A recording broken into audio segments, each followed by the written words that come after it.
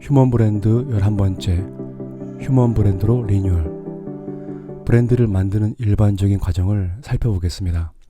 꽃병 브랜드를 샘플로 해보죠. 먼저 제품 컨셉을 생각합니다.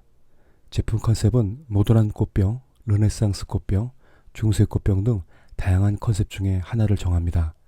이번에는 컨셉을 표현하는 제품을 만듭니다. 모던한 꽃병을 만들기 위해서 알루미늄으로 만들 것인가? 재활용 플라스틱으로 만들까? 색깔은 무슨 색으로 할까? 사이즈와 크기는 그리고 무게감은 어느 정도 할까? 모던한 꽃병을 만들기 위해서 이것보다 더 많은 선택을 합니다. 제품이 만들어진 다음에는 컨셉과 제품에 딱 맞는 이름을 붙입니다. 모던한 꽃병 이름으로 블랙과 화이트 약자인 B&W로 하겠습니다.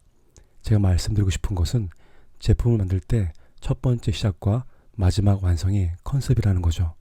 독특한 컨셉 없이는 상품 차별화를 만들 수 없습니다. 다른 방법도 있습니다. 차별화된 컨셉을 가진 제품을 먼저 만듭니다. 컨셉은 분명 있지만 그것을 정의할 수 없는 경우도 있습니다. 이렇게 만들어진 제품에 이름을 붙인 다음에 사람에게 설명하기 위해 컨셉을 말하는 경우도 있습니다. 그리고 이름과 컨셉이 있지만 그것을 보여주는 제품을 나중에 개발하는 경우도 있습니다. 이처럼 산업별, 아이템별, 그리고 시장 상황에 따라서 브랜드가 만들어진 경우는 다양합니다. 컨셉을 정하고 제품을 만들 수 있고 컨셉과 제품이 동시에 나올 수도 있습니다. 이름을 정하고 거기에 맞는 컨셉과 제품을 만들 수 있습니다. 제품을 만든 후에 자신이 만들고 싶은 컨셉을 깨달아서 제품을 수정 보완하면서 만드는 경우도 있습니다. 컨셉을 소비자 조사에 의해서 결정할 수 있고 직관에 의해서 혹은 자기 취향과 철학에 의해서도 결정할 수 있습니다. 이렇게 현란하고 헷갈리게 하는 컨셉에 대해서는 별도 영상을 만들어 올리겠습니다. 일반적인 것이 기준이 될 수 없습니다. 브랜드마다 다르고 사람마다 다릅니다. 휴먼 브랜드가 될 때도 컨셉이 중요합니다. 물론 방법도 다양합니다. 먼저 자기다움 컨셉으로 자신을 바꾸거나 개발하는 경우도 있습니다.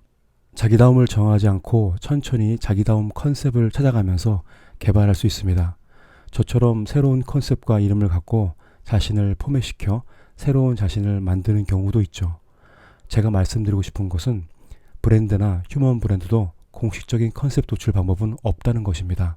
큰 방향은 정할 수 있으나 전자제품 매뉴얼 같은 것은 없습니다.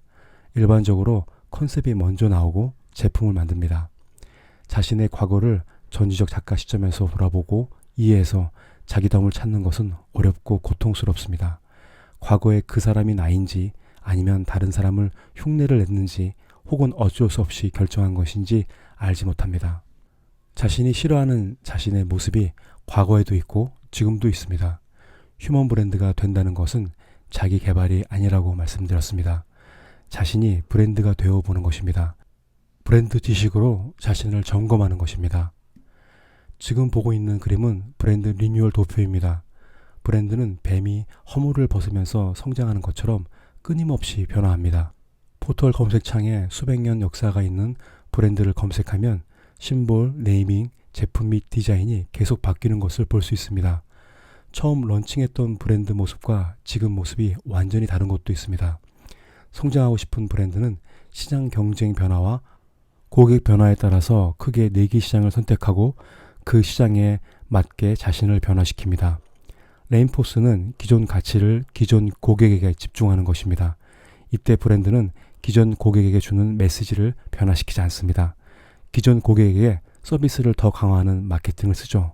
예를 들어 항공권 마일리지에 따라서 고객 등급을 나누고 최고 등급 고객에게 최고 서비스를 주는 것입니다. 리포지셔닝은 기존 가치를 새로운 고객에게 주는 방법입니다. 신규 고객에게 특별한 서비스를 주는 방법, 새로운 고객을 만나기 위해 다른 매체를 선택하는 방법 등이 있습니다. 이렇게 브랜드는 기존 가치와 새로운 가치를 통해서 고객들을 선별하고 공략합니다. 업계에서는 이 모든 것을 그냥 리뉴얼이라고 부릅니다. 휴먼 브랜드에서 이 도표를 적용할 수가 있습니다. 이미 알고 있는 자기다움으로 지금 모습을 브랜드화할 것인가, 아니면 새로운 브랜드가 될 것인가, 새롭게 알게 된 자기다움으로 지금 모습을 브랜드화할 것인가, 지금과 완전히 다른 사람이 되어서 새로운 관계를 갖게 될 것인가입니다. 저의 경우는 새롭게 발견된 자기다움으로 새로운 나를 브랜드화시켰습니다. 4개의 구역에서 해당하는 것은 리바이벌입니다. 이름도 조태현에서 권민으로 바꾸었고 직업도 마케터에서 에디터로 바꾸었습니다. 그리고 제가 만드는 제품과 서비스에 해당하는 결과물도 바꾸었습니다. 이 과정에서 어려웠던 것은 타인의 비전을 흉내내면서 복제품이 되어버린 옛 자아의 회방이었죠. 누구나 자신 안에 선과 악이 공존하고 있다는 것을 알고 있습니다. 머리로는 이해되는데 가슴이 따라주지 않거나 가슴은 뛰고 있는데 머리는 움직이지 않죠.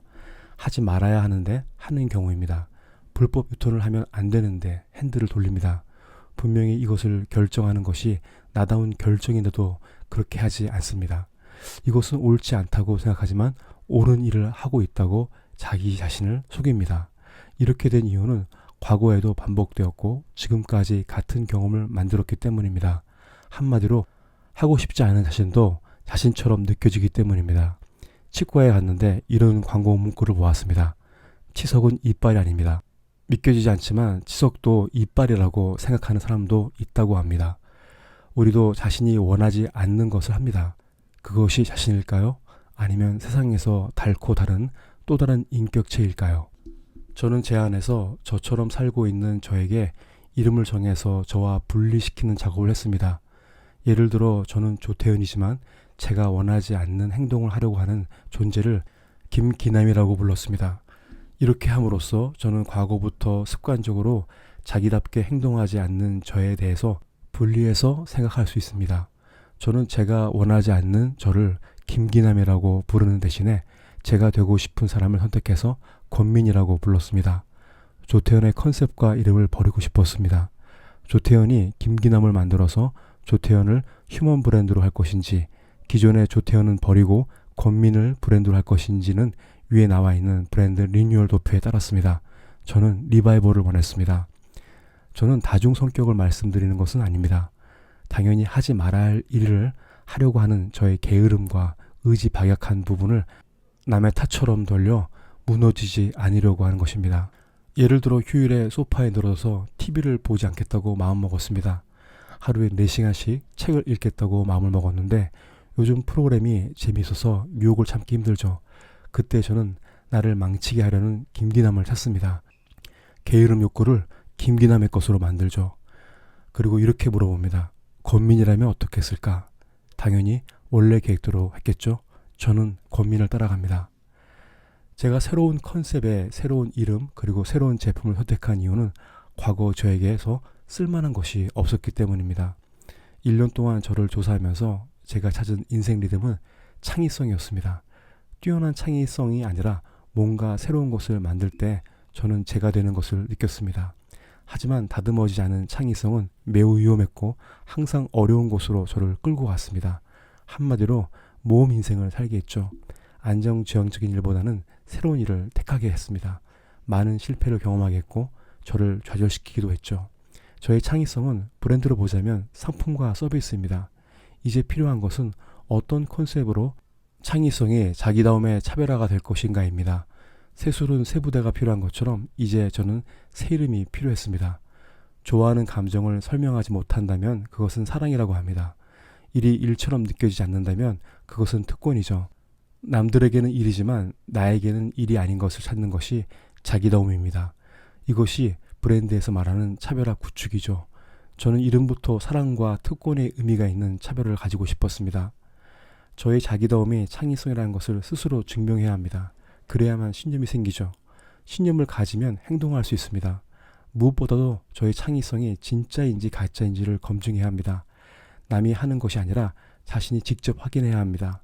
남들에게는 어렵지만 나에게는 쉽거나 즐거움이 되는 창의성을 알기 위해서 그것을 실행하는 것입니다. 남들이 생각해도 가장 창의적인 것이 무엇일까? 저는 4가지를 골랐습니다.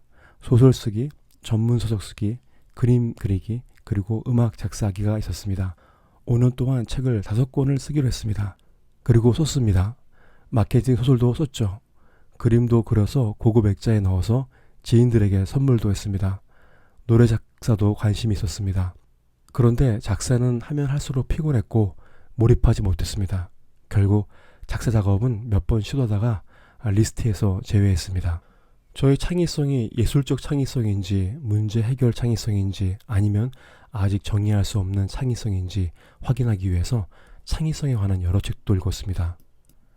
창의성에 관한 전문책을 읽으면서 지식을 습득하는 것이 아니라 전문가가 생각하는 것과 저의 생각의 일치성을 확인하는 것입니다. 그들이 연구해서 알게 된 것과 제가 본능적으로 알고 있는 것의 차이점을 확인하는 것입니다. 제가 이런 과정을 통해서 알게 된 것은 저에게 창의성이 있기보다는 창의적인 것을 좋아한다는 것입니다. 예를 들어 저는 창의적 브랜드를 예술 작품처럼 보고 있다는 것입니다. 브랜드가 컬러와 제품, 심볼을 통해서 새로운 제품을 만드는 과정을 좋아했습니다. 특히 제가 신규 브랜드 런칭 보고서를 만들 때 가장 몰입도가 높았고 만족도도 높았습니다.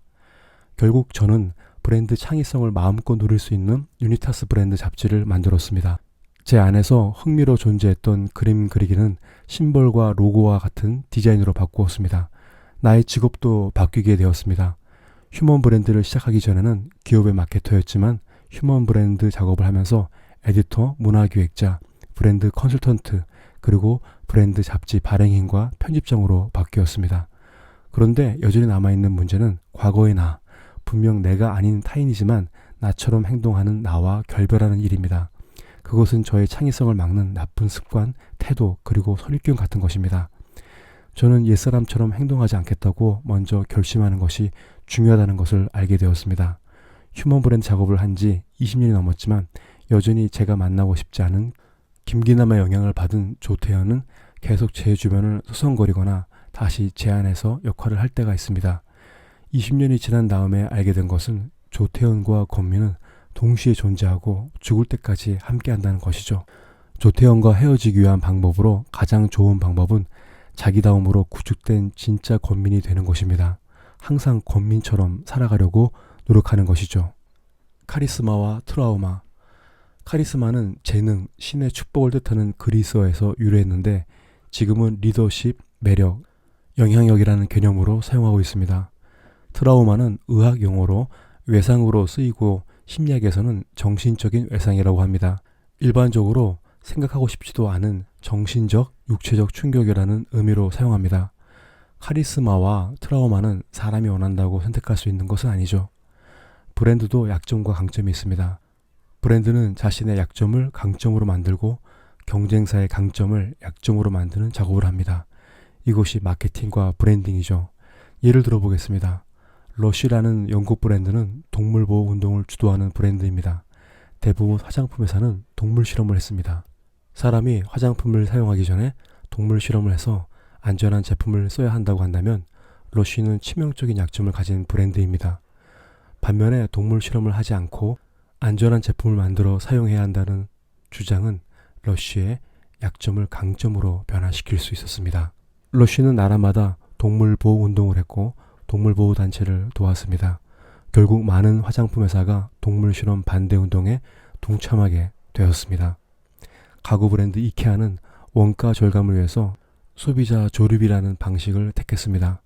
가구 조립에 대해서 낯선 소비자에게 이케아의 조립 가구는 치명적인 약점이었죠. 무엇보다도 가구는 자신이 어떤 사회계층인지를 보여주는 사치품과 장식품이었습니다. 따라서 저렴한 가구를 사용자가 직접 조립하는 것에 대해서 대부분 고객이 거부감을 가졌습니다. 하지만 이케아는 가구를 장식품이 아니라 인테리어 스타일 카테고리로 바꿨습니다. 마치 옷으로 자신을 꾸미는 것처럼 가구로 자신의 공간을 꾸밀 수 있다고 광고를 했죠. 결과는 여러분이 더 잘 아실 것입니다. 디자이너와 소수 마니아만 사용했던 애플, 소화제였던 코카콜라, 아디다스와 컨버스에 밀렸던 신생 브랜드 나이키, 자동차를 처음 만들어 본 테슬라 등 우리가 알고 있는 대부분 브랜드가 자신의 약점을 강점으로 바꾸었습니다. 브랜드 약점이라고 할 수 있는 소수의 취향을 통해 시장의 방향을 바꾸었습니다. 약점 같은 트라우마가 카리스마보다 더 강력한 에너지를 만들어내며 그것이 브랜드와 연결되면 완벽함을 추구하는 강력한 브랜드가 된다는 것은 사례를 통해 증명되었습니다. 동전의 앞뒷면처럼 강점의 뒷면이 과연 약점일까요? 트라우마의 앞면이 과연 카리스마일까요? 사람의 경우에는 좀 복잡합니다. 저는 제 트라우마 약점을 카리스마 강점으로 바꾸려고 지금도 노력하고 있습니다. 물론 약점에만 집중하지 않습니다. 강점도 있는데 굳이 약점을 만지작거릴 필요는 없다고 생각합니다. 개인 성향과 차이마다 다르기 때문에 약점이 강점이 될 수 있다는 일반화를 말하는 것은 아닙니다. 제가 말씀드리고 싶은 것은 자신이 생각하는 약점이 진짜 약점이 아닐 수도 있다는 것입니다. 저의 약점은 같은 일을 반복하는 것을 극단적으로 견디기 힘들어했습니다. 어떤 사람이 보기에는 지속성, 끈기와 인내 부족으로 보일 것입니다. 너무 많은 분야에 관심이 있었기에 도대체 내가 무엇을 좋아하는지도 몰랐습니다. 하지만 잡지를 만들고 보니 저의 고질적인 약점은 재능이 되었습니다. 잡지는 다양한 아이디어를 가지고 하나의 주제를 뽑는 일이죠. 그리고 앞서 말했던 것처럼 브랜드를 구성하는 요소도 너무 많고 브랜드도 많기 때문에 약점으로 알고 있는 저의 성향이 브랜드 전문 잡지와 만나서 카리스마가 되었습니다. 이제는 더 변수가 많고 예측할 수 없는 휴먼 브랜드를 다루고 있습니다. 우리는 브랜드 리뉴얼 도표를 보았습니다. 여기서 적용할 것은 나의 강점과 약점이 대상에 따라서 달라질 수 있다는 것입니다. 저는 휴먼 브랜드가 되어서 브랜드를 경험할 것이라면 약점을 강점으로 만드는 경험도 해야 한다고 생각합니다. 오늘은 여기까지 하겠습니다. 감사합니다.